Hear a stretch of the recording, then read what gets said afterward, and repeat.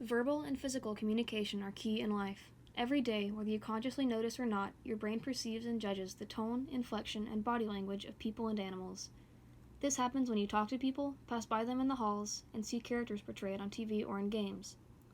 This happens when you see your dog or cat after a long day, drive by a deer in the road, or stop because of a snake in your path. These cues tell you how a person or animal is feeling and helps you predict what you and they might do next. For example, imagine talking to a friend. They're slouching in their seat, not looking at anything in particular, and hardly responding to what you say.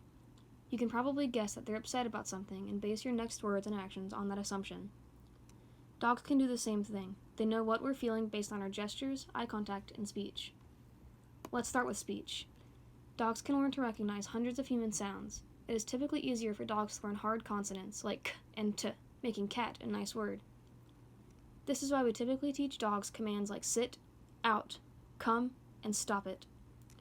Dogs know these commands apply to them because we hold eye contact while speaking to them.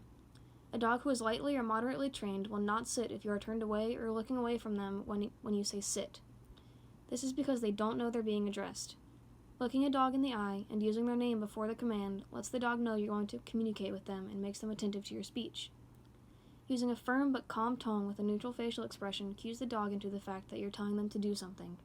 In contrast, a dog may not listen to you if you're laughing and will be afraid of you if you're yelling. Basic hand positions or motions allow a dog to further understand what you're saying to them. If you point away while saying out, they know to go in the direction you pointed. If you hold an open palm while saying stay or stop, they see that as somewhat of a barrier and stop. Holding your hand palm down and flicking your wrist downwards while saying sit mimics the dog's motion to sit.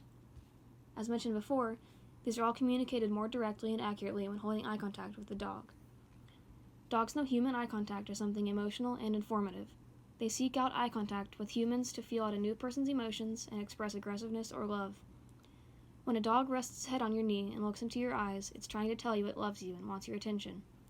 When a dog stares directly at you and seems tense or unhappy, staring back at the dog can be taken as a sign of aggressiveness, though this is more common in dog-to-dog interactions. When a dog refuses to make eye contact or quickly looks back and forth between you and something else, it could be expressing fear or anxiety.